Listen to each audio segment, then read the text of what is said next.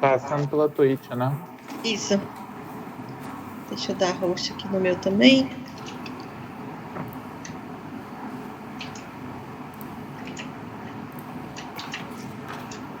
Aí, estamos ao vivo. Opa.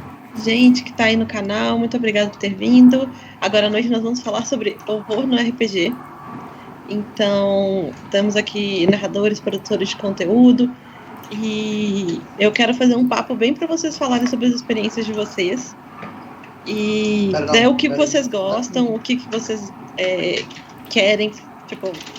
E também tem um espaço no final pra gente falar de coisas que vocês sentem que não dá pra falar em outros tipos de conversas, né? Então, vamos por ordem alfabética. E eu quero que, nesse primeiro momento, vocês digam quem são vocês, né? Se apresentem pro público. Por que vocês gostam de terror? E por que vocês gostam de narrar terror, especificamente, né? Boa noite, pessoal.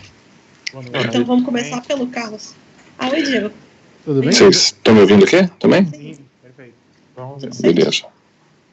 Boa noite, tudo bem? Eu sou o Carlos, eu sou da Orgon RPG. E a questão do terror, por que a gente narra terror, por que a gente gosta de terror, né? No meu caso, eu acho que o terror faz parte de praticamente toda sessão de RPG em menor ou maior grau, né? Toda vez que você se depara com um desconhecido, que se depara com uma ameaça, se ela não te trouxer algum tipo de medo, nem que seja uma ansiedade leve, ela não é uma ameaça real. Então eu acho que o terror, ele faz parte dessa questão de toda sessão, assim, independente do gênero, a não ser, lógico, uma comédia, né? Que é difícil você ter uma sessão de comédia, mas tirando uma comédia, o terror tá em todos. Acho que é interessante você ver os jogadores reagindo. Basicamente seria isso. Muito legal. Seguindo, então, Cristiano, você tá entre nós? Sim! Oh, muito bom.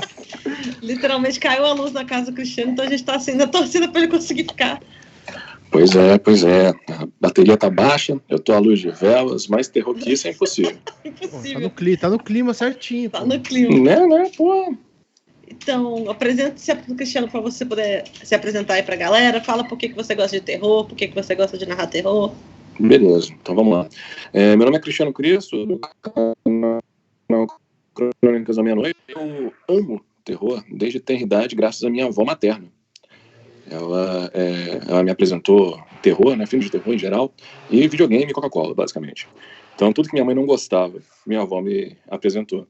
E desde muito pequeno eu gosto muito de terror, tanto que durante muitos anos da minha vida, eu acho que até hoje, Fred Krueger é meu personagem predileto, e isso foi crescendo e se expandindo para outras áreas de interesse, né? Então, inicialmente era só filmes de terror, depois eu comecei a consumir também livros, literatura de forma geral, né? Relacionados com terror, e posteriormente tive contato com RPG, e inicialmente, né, minha porta de entrada foi o Dungeons & Dragons, mas, quando eu percebi que existia todo um universo ali que abarcava os gêneros que eu sempre amei, foi fantástico, foi maravilhoso. Foi realmente uma coisa que juntou o útil ao agradável, foi uma vontade de comer. E eu gosto muito de narrar terror porque eu gosto muito de jogos em que há uma grande imersão e uma construção de tensão colaborativa junto com os jogadores. Então, em jogos de terror, isso é extremamente necessário. O gerenciamento da tensão e o mantenimento dela durante a sessão para que todo mundo tenha a possibilidade de se assustar. Porque você, como narrador, você não assusta ninguém. A pessoa se assusta. E nem você, como narrador, também não faz as pessoas se divertirem. As pessoas se divertem. Então, é nessa linha, né? Só ficcionado por terror, graças à minha avó.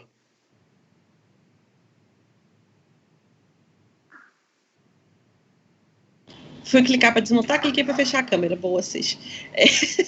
Muito legal. Então, Diego, sua vez, por que você gosta de terror? Por que você gosta de narrar terror? Bom, eu gosto de terror desde tenra idade também, aí, parafraseando o Cristo. Eu me lembro, tem uma história que eu já contei algumas vezes, que eu me lembro bem quando eu negociei com a minha mãe para não ter uma festa de aniversário de 10 anos, se eu não me engano, para poder assistir A Coisa, da Stuff, que ia passar na televisão, né? E enfim, né, ela deixou assistir o filme, contrariada, né, mas deixou assistir o filme. E desde sempre, não sei se por algum motivo em especial, eu tendi para o terror, para o weird, para tudo que era fantástico. Eu me lembro muito bem de uma série de livros chamados Ciências Proibidas, que quando eu tinha coisa de talvez 6 anos de idade, eu era louco para comprar, porque eu via a propaganda na televisão e a propaganda era super bem feita, pelo menos na minha lembrança infantil, era super bem feita e mostrava umas pessoas nos lugares escuros e conjurando umas paradas, e eu era louco para comprar aquilo, só que era infinitamente caro para uma criança de 6 anos, né? Minha mãe também não ia dar dinheiro para aquilo. Então, desde sempre eu gosto.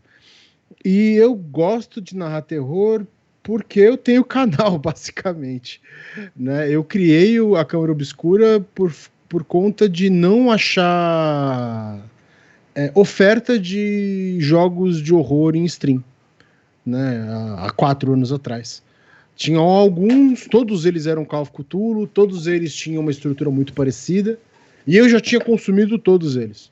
Então eu acabei criando a Câmara, que também foi meu convite para narrar. Até eu criar a Câmara eu não narrava, eu não mestrava, né? E então eu mestrar terror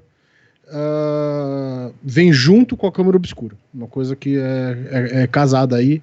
Há 4 anos eu estou mestrando aí a dar com pau, mas é só por conta da Câmara Obscura mesmo que eu passei a narrar, não só terror, qualquer coisa. Muito legal, muito legal. Então, Leandro, sua vez. Por que você gosta de terror? Por que você gosta de narrar terror? Bom, boa noite a todos, em primeiro lugar. Meu nome é Leandro, da Maquinaria Fantasma. Eu acho que tem muito em comum, né, com todos que falaram até agora. A minha família é em grande parte mineira e gaúcha, né? Então, desde criança, a gente cresce ouvindo causo no café, histórias de assombração e tal. Então, você vai tomando um gosto, né? Acho que a primeira imagem que eu tenho relacionada ao horror é o Jack Nicholson abrindo a porta machadada no Iluminado quando eu tinha, sei lá, 5, 6 anos, né? Então, é uma coisa meio assim, antigamente passava no Supercine, as famílias se reuniam para assistir filme de terror, sexta-feira à noite, então era um evento, né? Então tem um contato desde cedo, e é essa coisa do dúbio, né? Do proibido. Quando você é criança, você quer ver, mas você tem medo de ter pesadelo, então... E isso sempre suscitou uma certa curiosidade, né? Que à medida que você vai envelhecendo, você acaba, sei lá... praticamente você mergulha nessa curiosidade, né? E mestrar RPG de horror, para mim, foi um jeito de encontrar pessoas que compartilhem essa paixão, né? Porque geralmente quando você faz o anúncio de uma mesa de horror, ela tem um alcance um pouco menor, né? Agora não, felizmente, tem muita gente interessada, mas é um jeito de você falar, pô, legal, eu também gosto disso. E aí depois você conversa, você cria amizade, você compartilha. Então acho que esse fator social, que é meio até subestimado do horror, foi uma das coisas que me atraiu bastante para mestrar horror há algum tempo já. Isso é bem real, né? Porque os fãs de horror são uma panelinha, assim, que tem bastante gostos em comum, né?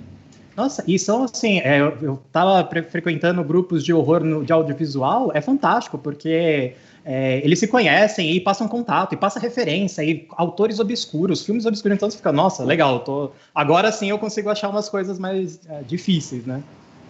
Muito foda, muito legal. E aí, por último, mas não menos importante, Rogério, por favor, pode se apresentar, falar por que você gosta de horror. Tá mutado, velho.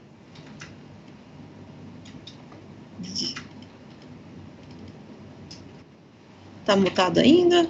Não. Falou. Vocês ouvem ele? Não. Ah, tá. Não. Tenta ver se o microfone que o Skype tá pegando é o certo, porque ele é o rei de pegar o microfone errado.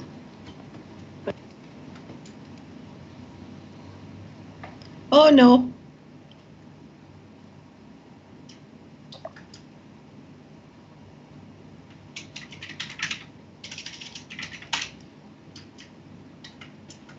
Mas eu tava dando pra ouvir ele antes, não tava?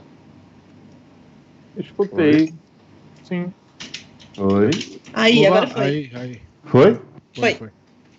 Pode mandar ver. O Rogério Mutou de novo, cara. Provavelmente algum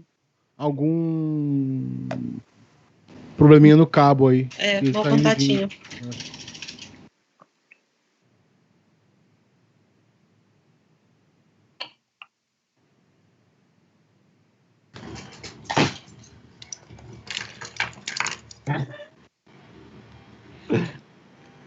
Um momento loading.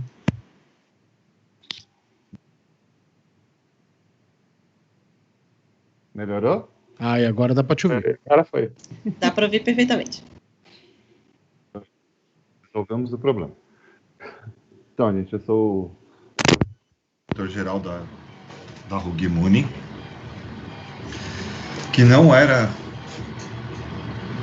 bem o nosso intuito, mas a gente acabou meio que sendo uma editora que só traz jogo de horror.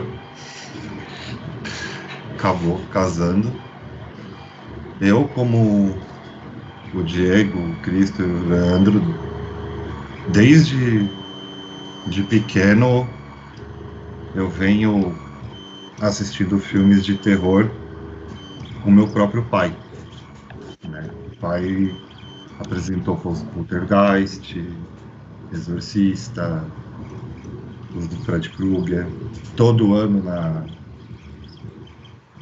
não sei se em outros estados passava, quando eu era pequeno, mas todo ano o SBT fazia uma maratona de uma semana de filmes de terror na época do Halloween. A gente não perdia um. E o porquê eu acabei indo narrar jogos de terror, eu sinceramente, vamos dizer assim, calhou, né? Porque eu comecei com o D&D. Um belo dia eu entrei numa livraria e vi um livro de capa verde, que era o Vampiro à Máscara. Peguei, devorei e não achei uma porta de saída, tá ligado? E acabei ficando. Sim, o vampiro tem esse efeito na gente. E acabei ficando até hoje. Aí acabou surgindo a Hugimuni trazendo um monte de jogo. Achei muito legal. Então, vamos fazer no carrosselzinho de novo. Eu queria saber para vocês, tipo, quando vocês estão pensando num jogo, ou começando a montar um jogo, quais são as histórias clássicas que vocês sempre acabam voltando? Que é tipo, vamos fazer serial killer, ou vai ser sempre de monstro, ou Casa Mal Assombrada é sucesso, assim, qual seria, tipo, esse recorte específico dentro do horror que vocês acham mais legal? Começando pelo Carlos. Então, eu acabo que, para terror, eu sou muito mais do terror psicológico. Eu acho que aquela tensão, esses temas, tipo vampiro, coisa e tal, eu não uso muito, mas mais as situações em que as pessoas começam a olhar para o outro com desconfiança e não saber muito o que aquele cara do seu lado pode fazer, sabe?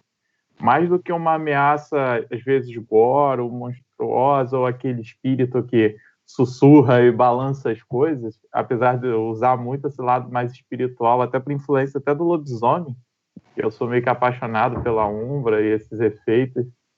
Eu acho que o terror que você olha para a pessoa e você tem mais medo do que alguém igual a você pode te causar, é o que tem mais efeito nos jogadores com quem eu narro, entendeu?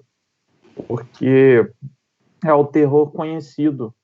O desconhecido te assusta, mas quando você olha para o lado, você sabe exatamente o que ele pode fazer com você, ou pode extrapolar de limite ali naquela perversidade humana, sabe? Eu acho que tem mais efeito nos meus jogadores, pelo menos, do que esse terror mais cósmico e coisa e tal. Essa coisa de construir situações em que as pessoas fiquem tensas com as próprias pessoas ao redor, assim. Sim, às vezes com o próprio jogador. Porque quando eu comecei a jogar, tinha um jogador convidado, que era um cara que você não conhecia, ele entrava na sua casa numa sexta-noite, você nunca viu ele não fala com ninguém, você não sabe com o que ele vai jogar. E o cara sentava na sua mesa, o narrador sempre trazia um. E sempre eram sujeitos bem diferentes, sabe? Todo tatuado, corrente, piercing, não sei o quê. Aí o cara entra na tua casa e tu não sabe nem quem é. E tu só ia conhecer o cara, ele só podia conversar com você depois da sessão. Durante a sessão. A não ser que ele não fosse voltar. Aí ele podia. Se ele fosse voltar com o mesmo personagem, ele ia embora igual veio. Tinha meio que esse acordo. Então a gente já ficava naquele assim, irmão, quem é esse cara? O que ele tá fazendo aqui? Então eu comecei a jogar assim, entendeu? Eu acho que me marcou um pouquinho. Já rolava um terrorismo fora do jogo, né? Fora do jogo. Caraca, o cara já trazia assombração com ele, assim. Muito legal. Cristiano, qual que é o seu cenáriozinho de terror mais gostoso, assim, que você gosta de voltar sempre? Eu acho que eu não tenho exatamente um, assim, que é meu lugar de conforto, onde eu fico voltando de forma recorrente. Mas uma coisa que eu gosto de fazer... Não, minto, acho que sim. Eu gosto muito de horror espiritual, sobrenatural, esse tipo de elemento. Mas não com jump scares, com fantasmas sussurrando, com coisas mexendo. Mas realmente com um gerenciamento de tensão em cenas que são, ou pelo menos denotam, né, coisas sobrenaturais. E isso aí que o Carlos falou, achei bem interessante, né? Do jogador convidado que chega, e aí o fato dele chegar já faz com que todo mundo fique tenso. E isso é uma coisa que eu acho muito importante para a mesa em si, né? Mais do que necessariamente a temática que vai ser abordada, é a construção da cena em questão, ou da narrativa em questão, ou da crônica, ou do one shot que seja. Porque, assim, no caso aí, já tinha um elemento prévio, né, de tensão que foi colocado, que é o cara esquisito, bizarro. Um maluco que não fala com ninguém, chega com a cara fechada e cheio de tatuagem. E as pessoas já ficavam nervosas ali, né? Pô, o que será que vai fazer? Aí, além disso, muitas vezes, no meu caso, né, quando eu vou narrar presencialmente e é um jogo de terror, um jogo de horror, eu gosto muito de fazer uma construção de cenário, onde eu, não de cenário, na verdade, de local de jogo, onde eu abaixo um pouco as luzes, coloco uma música ambiente, às vezes eu dou aquela calibrada no ar-condicionado para ficar gelado para um cacete.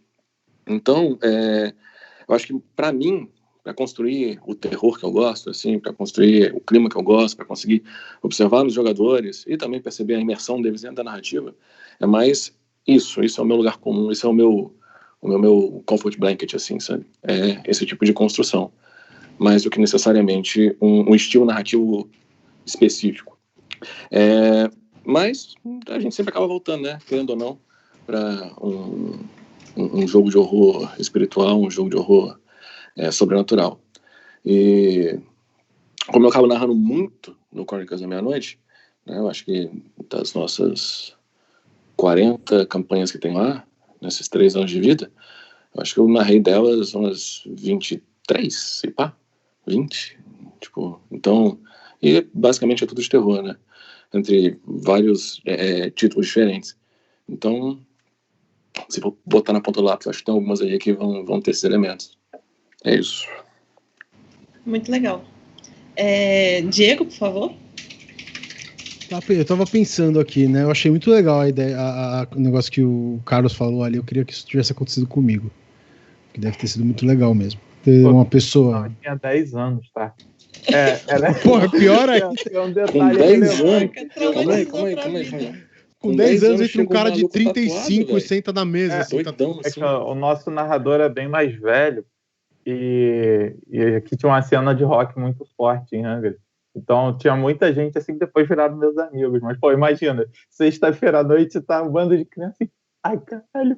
Eu fico imaginando a tua mãe, né? Com o maluco entrando na casa dela, olhando assim, e falando, meu Deus do céu, onde vai? O maluco falou com a tua mãe, pelo menos? Não, eu não tinha esse fator limitante, então eu não tinha esse problema, entendeu? Era mais tranquilo. Então,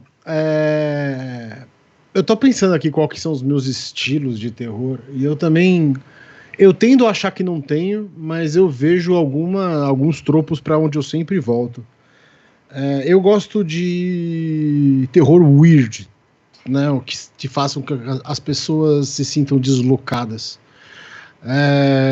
Dito isso, também uma coisa que é super recorrente nos meus jogos, eu até tenho que me policiar, são mundos paralelos, universos que são concomitantes e camadas e mais camadas de realidade. Eu não faço jumpscare, Eu não crio vilões, essa é outra coisa que eu não faço. Óbvio que se você tem uma criatura, essa criatura pode ser vista como um vilão pela maioria das pessoas. Porém, a construção daquela criatura tem um propósito maior do que o antagonista, né? Ela tá ali ou tentando sobreviver, ou tentando voltar para onde veio, ou tentando se alimentar. Então, ao não criar antagonistas, ao não tratar nenhum NPC nos meus jogos como antagonista, eu acabo gerando eu acho, né, eu tô elucubrando agora, né? Mas eu acabo gerando um ambiente onde as pessoas que estão jogando não sabem bem onde pisar, né? Essa outra coisa que eu faço também, isso muito por conta de ser um SR, por aprendizados que eu tive com o SR, eu não entrego muita coisa. A parte da investigação, se eles, por um lado, a parte da investigação, se eles chegam em algum lugar, eu nem peço rolagem para entregar a pista, eu simplesmente dou a pista. A pista tá aí, de vocês.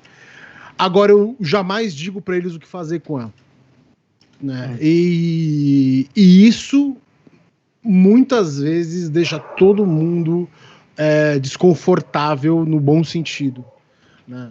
Outra coisa, nenhum jogo meu é Railroad, eu só faço sandbox. Até por isso, as preparações de jogos investigativos acabam sendo bem maçantes.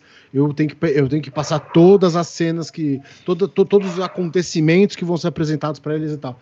Mas eu também não entrego nada. Eu não dou aquela dica, o cara estranho que aparece e fala, vocês têm que ir até o bar de tal pessoa. Não, eu não faço isso. Eles que se virem. Então isso também acaba causando uma ansiedade muito grande de que caralho vai acontecer. Outra coisa que eu faço, eu não tenho medo de terminar minhas campanhas com TPK, né? Então a gente tá na 20ª sessão, os caras estão para descobrir, fizeram uma cagada e morreu todo mundo, ninguém descobre nada, é isso mesmo. Nossa. É outro fator de horror meta, né, que passa para os jogadores, bem grande. Muito legal. Foi o Diego. Leandro, por favor. Bom, nos últimos 5 anos, se eu não me engano, eu praticamente só... A maioria das aventuras que eu mestro são em eventos, né? São sessões únicas, one shot. A esmagadora maioria é em evento, né? Em evento é aquela coisa, você comentou do cara estranho, né, que vem jogar. No meu, assim, dependendo do evento, todos eles são, eu não conheço, né? Assim, eu sento na mesa e falo, ok, um conhecido, pelo menos esse eu já sei mais ou menos como joga. E eu, pessoalmente, acho isso parte da graça, né? Porque é legal ter um grupo fixo, eu já tive por muito tempo, eu tenho agora e tal, mas eu gosto dessa coisa de você, beleza, eu não sei mais ou menos como que a história vai andar, porque eu acho legal construir em conjunto, né? Então, quanto mais variado for, mais legal, né? Mas pensando em termos, até essa questão de recurso, né, de props, de ambientação, eu não sei, eu acho muito legal, eu acho muito bonito, mas assim, eu tento pegar a história pela história mesmo, assim, pela fala. Eu não, mesmo quando tinha a chance do presencial, eu acho que às vezes poderia me limitar um pouco, sabe? Tentar depender de recurso externo. Acho que funciona muito bem, eu já joguei excelentes campanhas que usavam música e tal, mas em evento, no cenário, para tentar pegar atenção, eu acho que só a fala e você olhar diretamente na pessoa e você tentar conversar com ela, você sentir que o que ela tá falando faz a diferença, né, na história, né? Porque acho que não tem nada pior do que você jogar e você sentir que, beleza, se eu não tivesse aqui não ia fazer diferença nenhuma na história, né? Então acho que isso é uma coisa que pega bastante. Agora, elementos em comum isolamento. É uma tendência, eu uso muito cenário pronto, principalmente de chamada de Cthulhu, então, é aquela coisa, você usa o cenário pronto, você não é escravo do cenário, você usa o cenário para contar a sua história, então é uma colaboração na hora, né? Então tem muito fator isolamento, e tem uma coisa que agora, ouvindo todos, eu lembrei que também tem muito aquela questão da hora do lobo, né? Que é depois do crepúsculo e até antes do amanhecer, tem esse período que nos filmes, que nem Evil Dead, você tem que esperar o sol nascer, porque aí é a única chance. Isso acontece com uma relativa frequência. Assim, no horário noturno é que vai ladeira abaixo, geralmente. Então, acho que são mais ou menos esses os elementos. E também tentar colocar inversão de alguns tropos. Por exemplo, bruxas. Chamada de Cthulhu é muito baseado na obra do Lovecraft. O Lovecraft escreveu numa época que era aquela visão das bruxas, elas eram más, faziam pactos com o demônio, não sei o quê. Nas histórias, eu tento inverter isso. usando historiografia mais contemporânea. Então eu falo, tá, beleza, mas você acha mesmo que magia era uma coisa para invocar demônio e não para se libertar de uma sociedade que te limita, que te vê como alguma ameaça? Então eu acho que isso às vezes consegue capturar uma certa questão inspirada dentro da própria narrativa, né? Você falar, beleza, não são vilões, são pessoas que têm aspirações diferentes e que a gente está agora aqui interagindo. Muito legal. E Rogério, por favor? Então, eu quando tinha tempo para narrar, né? Quando eu narrava, eu sempre seguia bem a linha do psicológico. Então, eram pouquíssimas rolagens de dado que eu fazia. Era mais aquele clima assim, vamos dizer assim, perturbador de verdade. Que nem eu brinquei uma vez, acho que até com o Carlos, eu falei, eu não vou narrar mais, porque tem horas que eu perco a estribeira, assim, e eu vou acabando gerando gatilho em todo mundo, né? Sem querer, que eu vou me empolgando e eu vou naquele clima, né, psicológico, e vou gerando gatilho em todo mundo. Então eu não parei de mestrar um pouco por causa disso também. Mas, tipo, eu nunca tive vamos dizer assim, um panorama, assim, uma zona de conforto propriamente dita, né? Tipo, de voltar e ficar fazendo a mesma coisa na história. A única coisa que eu coloco é aquele clima bem angustiante e pesado, por causa do jeito que eu imaginava como que eram os jogos, e por causa de quando eu narrei Wraith de Oblivion, acabei trazendo muita coisa do Wraith, e eu acabei deixando a coisa bem pesada, bem opressora pra pessoa. Então era aquele clima psicológico / pesada. Eu fiquei mais ou menos nessa área. Pode-se dizer que é a minha área de conforto. É os clichês que você gosta de voltar, né? Bem isso. Aí agora eu tenho que me policiar. Então, como estão pedindo para mim narrar o Strain, o Jazir Kala, eu vou ter que me policiar bastante. Nossa, ainda mais com o Jazir Kala, porra. Eu sei, do Strain eu tô pegando a base do Diego. Eu assisti tudo que ele narrou do Strain. Oh, obrigado, velho. Fala mesmo. Eu acho esse sistema maravilhoso. E do Jazir Kala eu pego a base do Carlos. Muito foda essa troca justamente da panelinha do terror, assim. O caldeirãozinho do terror, né? Caldeirãozinho. Sim, é muito bom. Para esses 20 minutos, tipo, 20 minutos finais, metade da palestra, mas para esses próximos 20 minutos, eu queria que a gente falasse de, tipo, preparação de jogo, que vocês... justamente como é que vocês planejam campanha, planejam sessão, mas eu queria fazer um papo mais livre, assim, então vocês podem, tipo, um ir falando e o outro complementando e tal. Então, se alguém quiser começar, ir pra... Eu vou começar, que eu sou o que tem menos a dizer, eu não preparo o jogo. Assim. Adoro, eu sou desse time também. Eu escrevo umas 4 ou 5 frases, dependendo da sessão. São, tipo, elementos chaves que eu sei que estão acontecendo. Se vocês vão chegar lá, ou não, é com vocês. Eu não tô ali para cutucar jogador, para falar, é para ali. Então, isso foi por causa da minha própria mesa, porque eles quando eu planejava, eles nunca faziam o que eu planejei. Eu não sei se eu não sei narrar, porque eles sempre iam no sentido contrário. Uma vez eu usei o exemplo que eu falei, cara, tem uma cidade, tudo acontecendo, passa um pato, e alguém olha pro pato e decide ir atrás do pato. É tipo assim, era a minha mesa, entendeu? Então, eu desisti. Eu ponho algumas coisas que vão acontecer. Tem prazo para acontecer. Elas vão acontecer, independente de vocês ou não. As consequências dela também. E eu também não crio vilões, assim. Todo mundo tem um propósito pro que faz. E ninguém é mal porque é legal. Tipo, eu sou mal porque eu sou mal. Exato, não é o rule of cool, né? Sim.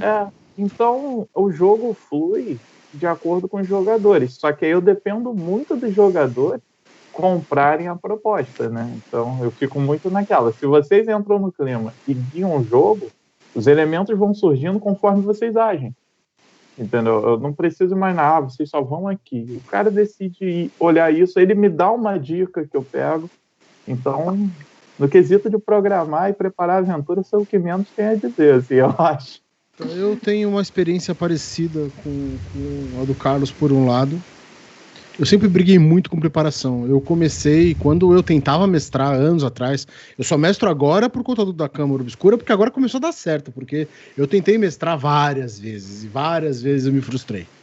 Né? Isso ao longo de 20 e tantos anos jogando. Né? E porque eu sempre queria ter muito controle do que ia sair, eu sempre me frustrava com o que os jogadores faziam.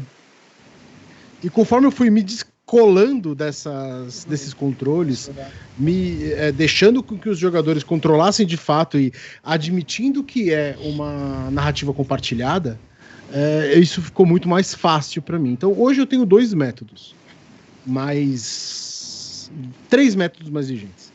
Um deles é não preparar nada, que é fazer muito como o Carlos faz. Eu boto algumas coisas, em geral é uma folha de caderno. Eu tô até com uma aqui. Aberto aqui.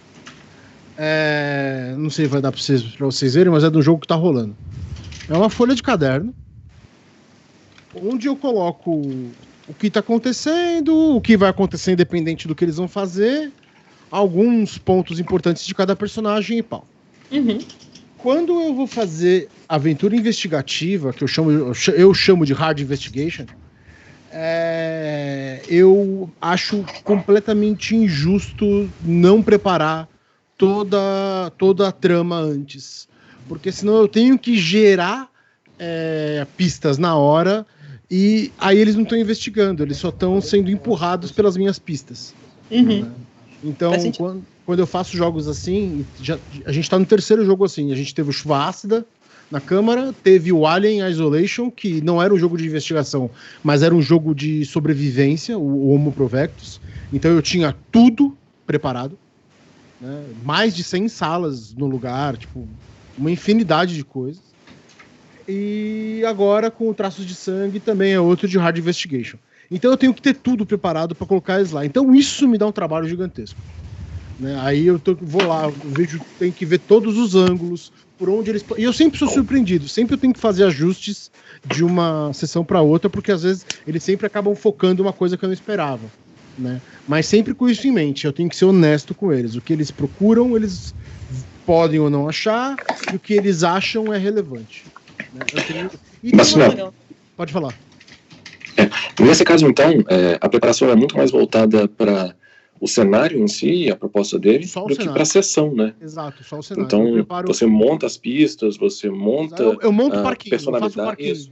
Você monta a personalidade dos NPCs, quais são as motivações que eles têm. Isso. E aí solta a galera lá dentro. E eles se Exatamente. E isso dá um trabalho da porra.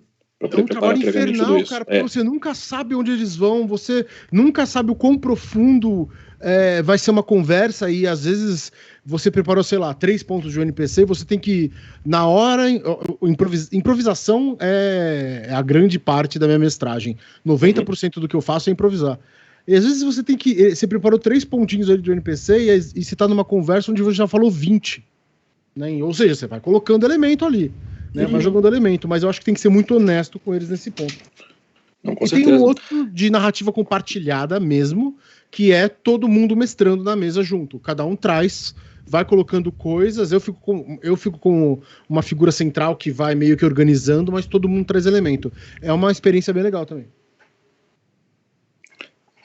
Eu costumo fazer numa linha parecida com a que o Bastel falou aí, da preparação de cenário. Então, quando é uma campanha mais completa, como por exemplo teve uma 2ª temporada de uma aventura de Vampiro à Máscara que a gente tem no canal, que a ideia nossa é tentar, logicamente, se os personagens conseguirem sobreviver, levar eles pelas eras, né? Começando aí em 1492, durante o período da Inquisição Espanhola e, sei lá, chegar até os dias de hoje, se eles sobreviverem. E a nossa segunda temporada se passou em Paris, em 1692. E aí eu tive que fazer uma puta pesquisa histórica para poder ver como é que eram as formas como os parisienses lidavam, como é que era a sociedade nessa época, como é que eram os costumes, e tentar montar um cenário que fosse vivo, que desse essa imersão para os jogadores. Mas era só isso também, né? A preparação inicial ela foi muito pesada, exatamente para poder montar os NPCs, as motivações, quais que eram as propostas que eles tinham, os objetivos, quais eram as interações que eles tinham, montar mapa de relacionamento da cidade em si e dos NPCs que lá habitavam, e colocar um ou outro gancho que, se eles por acaso quiserem pegar, peguem, se não quiserem, sigam a vida deles. E isso deu muito trabalho. Agora, a preparação das sessões em si era muito mais um exercício do que eu imagino que eles podem vir a fazer nessa sessão. Sei lá, estou caminhando nesse caminho aqui. O que eles podem vir a encontrar? Não, podem vir a encontrar isso, aquilo, aquilo outro. Mas se no meio do caminho eles mudarem de ideia e quiserem seguir para o outro lado, eles vão seguir para o outro lado. Só que os NPCs, todos eles têm agendas. Então, se eles não interagirem, eles vão continuar fazendo aquilo que eles fazem. Se eles tiverem um objetivo, eles podem vir a alcançar. E aí é um trabalho de ficar tentando modificar e movimentar esse cenário para conseguir ter essa vivacidade, para conseguir ter essa percepção de que tudo aquilo aí está bastante vivo. Então é mais ou menos dessa forma. Eu, quando vou narrar uma campanha que tem essa proposta bastante sandbox, a preparação inicial é muito pesada, a preparação entre sessões ela é quase inexistente, é muito mais esse exercício de o que vai acontecer. E aí, é bem que nem o Bastião falou também, trabalhando em cima da improvisação mesmo. E aí muita gente pensa, não, porque improvisar é a melhor forma, você não precisa se preocupar com nada, você não precisa preparar nada, você não precisa de nada, é só você sentar e jogar. Mas aí é que as pessoas não percebem que esse zero preparation aí não funciona tão bem, né? Você primeiro tem que ter uma proposta, uma ideia para a coisa poder fluir. Então, nessa linha, quando eu vou narrar campanhas com essa proposta, one shot, eu trabalho com 3 cenas básicas e eu consigo terminar one shots. Isso é uma coisa que eu tenho muito orgulho de mim mesmo. Me manda o nome me manda o número do professor, velho, porque eu não consigo, mano. Eu começo e termino. Eu quero aprender também, cara. Não, eu começo e termino one shots. As minhas one shots elas têm entre 3 e 4 horas, elas têm 3 cenas básicas e o one shot não tem como ser sandbox, né? O one shot tem que ser railroad e ela tem que ter esse tipo de proposta, porque se ela for sandbox, você não tem controle nenhum sobre o tempo que ela vai ter, nem pelo que os caras vão fazer. Então, se for seguir por um caminho completamente diferente, ele não anda. Então, de uma one shot, virou uma duas shot, que virou uma 3 shot, que virou uma pequena campanha, que o negócio fica gigante. História da minha vida. E aí, assim, no caso de one shots, eu trabalho com 3 cenas básicas, então tem uma introdução, um desenvolvimento, uma finalização, um confronto final. E aí, eu adequo, né, a narrativa dentro dessas 3 iniciais, né, dessas 3 partes aí, e eu subdivido o tempo dentro delas. Eu fazendo um gerenciamento entre eles. E a proposta ela é simples, ela é direta, ela tem uma proposta episódica e tende a funcionar, né? Eu demorei um pouquinho para chegar nesse valor, mas ela tende a funcionar e de um tempo para cá não tem mais errado. Então ela normalmente funciona. Hoje mesmo de manhã teve um encontro do D30, que é um grupo de Brasília, e eu narrei um one shot lá, às 9 da manhã. Eu nunca pensei que eu fosse narrar 9 da manhã na minha vida. E eu narrei Cult hoje, 9 da manhã. Nossa, cara. Muito foda. Foi desse jeito. Assim, dá pra ver que... Desculpa, rapidinho. Dá pra ver que, tipo, o horror, talvez por essa coisa da imersão, né? Ele exige, talvez, um pouco mais de vocês, assim, pra conseguir recolorir as beiradas ao redor, né? Sim, não, até essa questão da one shot, né? Tem, acho que, se eu não me engano, é o Cortázar, né? Que ele compara o escritor do romance, ele tenta ganhar por pontos a luta de boxe, né? E o escritor do conto é aquele que tem que ganhar por nocaute. Exato. Então, o one shot também. O one shot você tem que ganhar por nocaute, assim. Você tem que apresentar o jogo, apresentar a base, apresentar a história e terminar. E fazer a história dar o máximo de liberdade possível, mas vai ter uma conclusão que não está fechada, né? Sei lá, pelo menos eu geralmente começo o one shot com a cena de abertura. Então, pode ser uma cena que já começa num evento que é um grande bang, assim, que é alguma coisa que, ok, tomem decisões agora. Começa já com uma decisão. Ou se não, algo que tem um ritmo um pouco mais devagar, mas geralmente ela começa e termina naquela sessão, né? Justamente porque eu não tem gente que eu não vou mais encontrar, né? É um evento, então pode ser que eu nunca mais fale com aquela pessoa e a pessoa vai ficar com a história sem terminar, né? Então, geralmente, e a pior coisa que tem em evento é você começar e não conseguir terminar o one shot. Já aconteceu com você? Já aconteceu comigo, velho. Comigo aconteceu uma vez, eu fiquei com um caramba gigante. Fechou o evento, expulsou a galera e eu fiquei, caraca, que merda. Não, é por isso, ainda bem que nessa parte, as minhas sessões tendem a demorar entre 4 e 5 horas, mas pelo menos elas fecham. E geralmente com um final que cada personagem acontece alguma coisa. Eu também não tenho problema com TPK, assim, não é uma coisa que... Porque eu mestro do jeito que eu gosto de jogar. Então eu como jogador, se eu for jogar e aí me salvarem, porque, ai, coitadinho do jogador, nossa, eu fico muito frustrante. Nossa, nada me deixa mais puto que isso, velho. Não, cara, eu tô aqui pra sentir a emoção. Mano, agora você vem e me protege. Passa o personagem no moedor de carne, mas não me salva. É isso, exatamente. Assim, então, como eu gosto disso como jogador, eu como mestre também não vou ficar, gente, vou te salvar, porque coitadinho. Eu falei, não, você viu os termos, você gosta do gênero, eu perguntei se tinha alguma coisa que te ofendia, que você não queria ver, você topou. Ok, então vamos. E geralmente o pessoal gosta de, assim, é estranho falar isso, mas o pessoal gosta de morrer nas sessões. Gosta, você me lembrou de uma coisa. Ainda mais você der algum substrato poético, algo simbólico na história também, né? Não tem. Ou gratuito, né? É mais fácil. Também, né? Porque o horror tem isso também, né? O horror, claro, tem slasher, que é só contagem de cadáver, mas tem os outros que não. A morte tem um significado, né? Tipo no Mártires. É uma morte que tem significado, né? Sim. E movimenta a trama, né? Faz a história andar também, né? E isso é o que faz ficar interessante. E acaba que o horror exige o risco, né? Tipo, se você não vai correr o risco de morrer, então dá uma... Todo RPG exige algum tipo de risco, né? Você pode, por exemplo, Monster Hearts, você vai ter um risco social, né? Vai ter um risco emocional. Você vai jogar Urban Shadow, você vai ter emocional, social, físico, espiritual, né? Você vai ter sempre o risco envolvido. O lance é a pessoa comprar a ideia do que tá lá e não tá jogando para ser um herói necessariamente, né? Tipo, você tá jogando, você é parte daquela história. Seja parte da história, entendeu? Se você morrer na história, muito bem, é uma história onde a pessoa morre no final e acabou.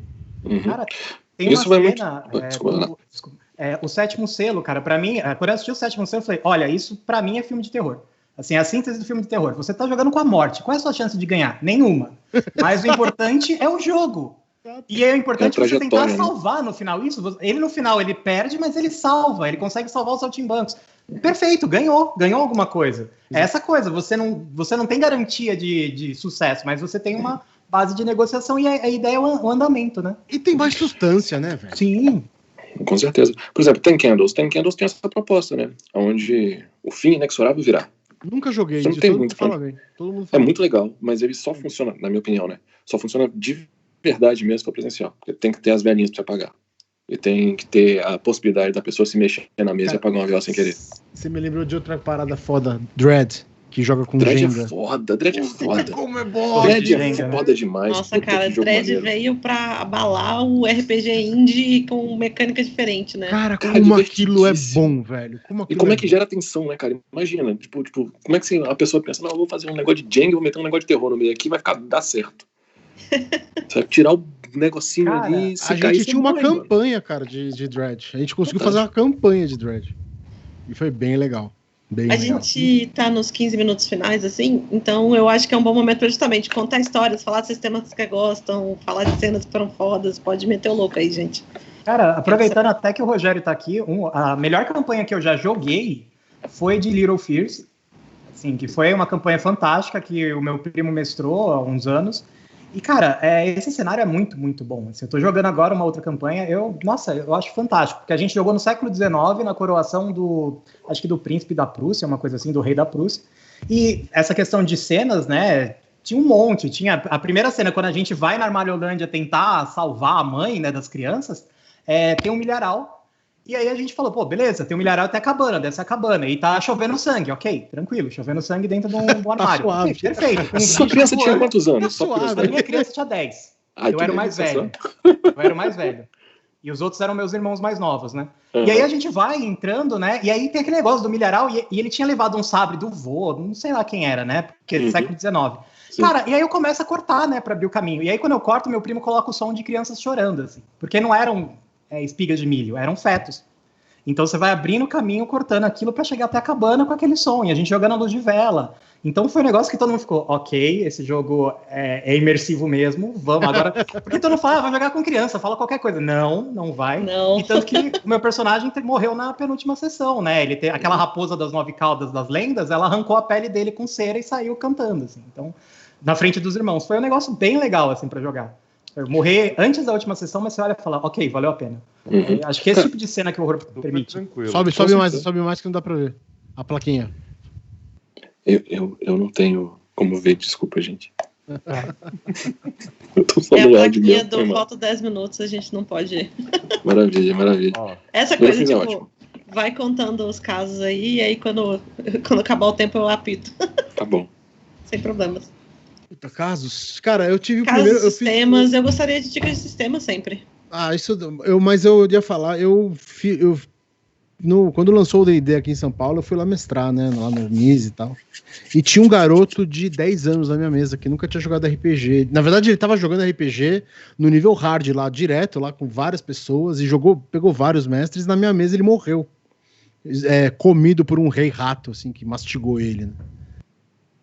E, mano, o moleque ficou mal pra caralho, velho. O moleque ficou muito mal. A minha sorte é que tinha uma galera lá que abraçou o menino e falou, não, aqui, ó, vamos fazer outro, porque a gente tava jogando uma versão do D&D que é mais simplificada, né, que é uma OSRização do D&D. Então fazer personagem era muito rápido.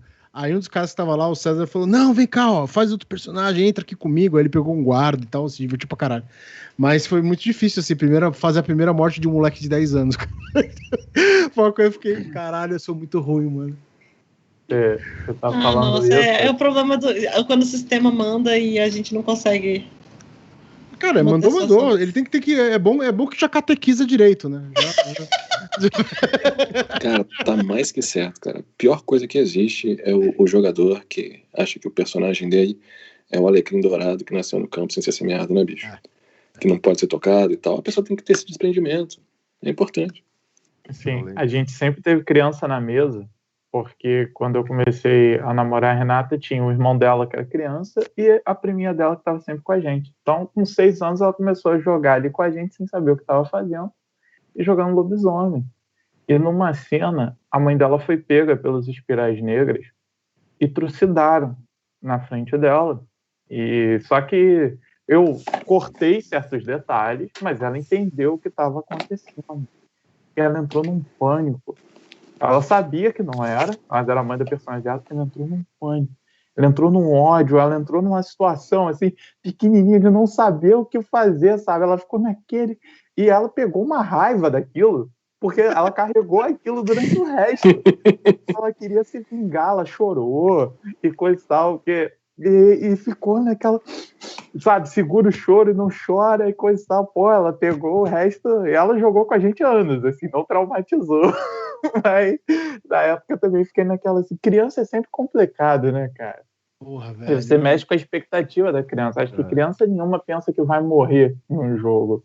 Tipo, esse negócio do eu sou o principal, quando você é criança é normal, porque criança ela é o principal da vida dela. Ela olha em volta, tá tudo ao redor de mim. Ali não. Nossa, cara, e eu dei tanto foreshadowing pra aquele moleque. Falei, os caras estão carregando, o rei tá passando a mão na barriga, falando, traz esse moleque aqui que eu tô com fome. E o moleque não fazia nada, cara. O grupo não fazia nada. E meio que foi deixando, tá ligado? Falei, bom, beleza. Ele aprendeu a importância sobre se posicionar no RPG, né? Não deixar sua vida na mão do narrador do NPC, porque o NPC não é legal. Mano. Corre aí, faz seus corre, porra. Bem. Eu lembro do batismo de fogo. Um amigo antigo nosso começou a querer jogar, né, com a gente e tal. Eu falei, não, beleza, vamos jogar e tal. A gente tava jogando Vampire. E, mano, eu narrei a cena, assim, de um sonho, só que em momento algum, mano, eu falei que os caras estavam sonhando, tá ligado? E eu perguntando pros caras, mano, o que você tá fazendo? Que não sei o que. Mano, eu sei que eu entuchei de lobisomem o bagulho. Que os vampiros dos moleque, velho, ficou parecendo fatia de pão, tá ligado? Tanto lobisomem. o cara não começa a me chorar na mesa porque o Nosferatu dele morreu, mano. Eu olhei assim e falei, mano, o que eu faço? Falei, como assim, mano? Aí eu tive que parar a sessão, virar pra ele, falar, meu, não. Pô, é um sonho só, mano. Aí ele, como assim? Esse personagem não morreu, mano, é um sonho. Cara, Aí ele Nossa, ficou olhando assim pra minha cara, pô, mano, você estragou a história, velho. Você começou a chorar, velho. Chorar na mesa é foda, cara. Cara, pode complicado. Chorar, mano. Aí eu fiquei assim, falei, mano, eu acho que eu tenho que pegar um pouco mais leve, tá ligado? É isso, mano. Tem que escrever narrativa num pedaço de pau e dar nos players. É o problema que a gente fica falando na panelinha do jogo seguro, pá, que tipo, as pessoas. Eu bato muito nessa tecla quando eu tô narrando Vampiro, que é tipo, a gente pode fazer sessão zero e a gente pode negociar, mas a palavra de segurança é jujuba, porque vocês não sabem onde é que vai doer e quando vai doer. Quando o príncipe tacar o terror no personagem de vocês não sabem se vocês vão dar conta, velho. Aconteceu isso recentemente, até numa mesa que o Jaime estava participando, né? O Jaime é a Maria do Carmo. Eu fui mestrar Tio e eu falei, gente, tem alguma coisa que incomoda, algum assunto e tal? Não, a gente é jogador velha guarda, relaxa. Aí numa hora lá eu falei, beleza, você abre a geladeira e você vê que tem vários pedaços assim de cachorro e gato. Aí Maria do Carmo falou, não, cachorro e gato não. Eu falei, eu perguntei, né? Achei. Eu perguntei, então, eu já sou vacinada contra esse. Gente, toda vez que eu narro Vampiro, eu descubro o trauma de jogador enquanto eu tô narrando. Toda vez, o cara fala, não, tô de boa, não tem nada não. Aí provavelmente você tá narrando do jeito certo. Na hora que o príncipe aperta e começa a ameaçar, a pessoa fica, eu não queria perder meu personagem ainda. Eu tipo, que coisa. Esse esquema de espaço seguro é vital. Sim. Porque não existe gênero narrativo que vai causar mais gatilho que horror, não tem como. Né? Então, ter esse tipo de preocupação, lógico, ter a sessão zero, onde você explica a proposta, você acorda com todo mundo quais são os limites, é vital. Mas durante o jogo, você ter o X-Card, você ter um mecanismo para as pessoas poderem falar, olha, isso aqui para mim não dá. E de uma forma mais discreta possível, porque muitas vezes a pessoa fica com vergonha de se expor, né? Às vezes tem um X-Card, tá numa mesa, tem no meio da mesa, sei lá, tem um amigo meu que gosta de usar uma caveira. Ele coloca uma caveirinha, mas é uma caveira de neon, né? Então não é nada muito agressivo. Mas tem a caveirinha lá, então você tocar na caveirinha é o X-Card dele. Mas isso expõe. Muitas vezes a pessoa fica com vergonha de falar, não, eu sou fraco, eu não posso, eu não tenho...